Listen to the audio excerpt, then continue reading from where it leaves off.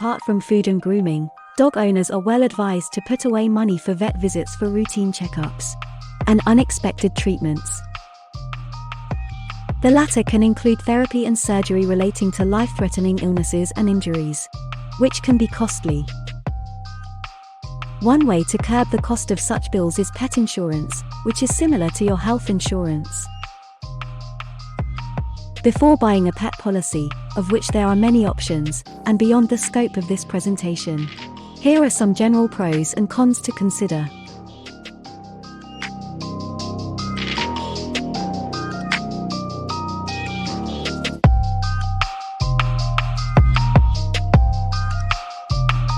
The default benefit of health insurance is knowing there's a safety net in event of an unexpected medical emergency.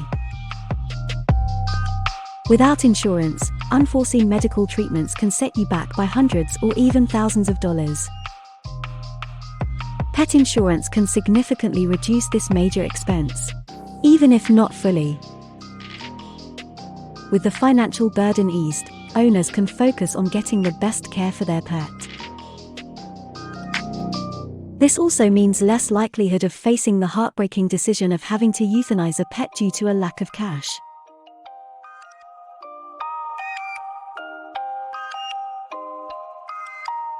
For pet insurance, claims are handled by you and the insurer, and vets aren't part of the process.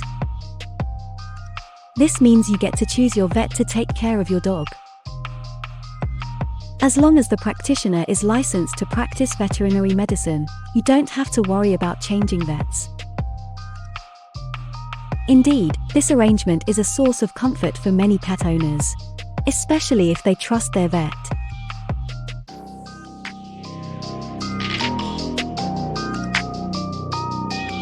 Depending on where you live, more pet insurers are entering the market.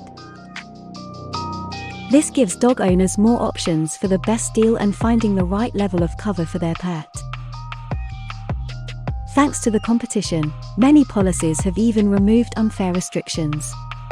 For example, in previous times, a pet was not covered if they were vaccinated against a particular illness, but later became sick with that illness. The majority of policies have now reversed this position, subject to their stipulations, of course. So after arguing the case of getting pet insurance for your dog, let's now look at the case against getting one.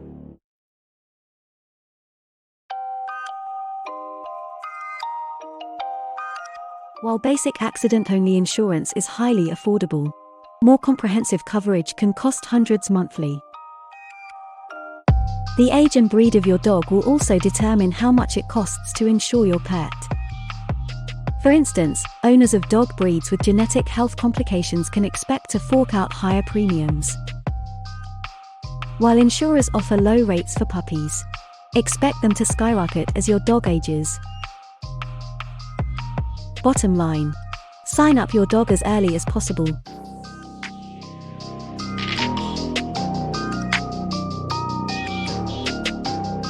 While premiums go up as your dog ages, in some cases cover could also be reduced. Policies may have conditions where they'll pay 100% of the claim when your pet is young, but this can drop to, for example, 60% in later years. This means setting aside cash to make up. Unlike your healthcare insurance, many pet insurance are reimbursement-based. So you need to pay 100% upfront to the vet before the insurer processes your claim, which can take time.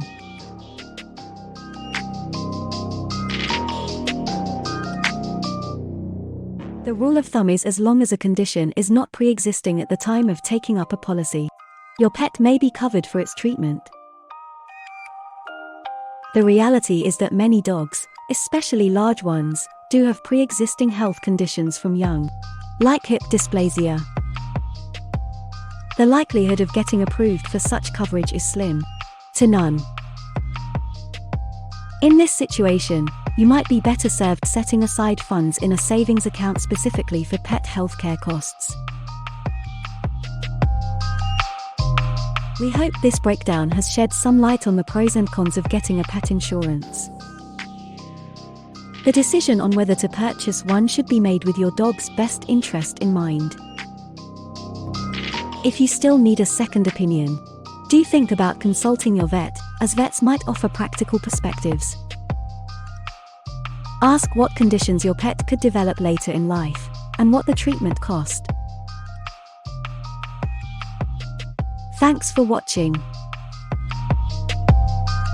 If you have found this video useful, hit the like button and subscribe for new content weekly.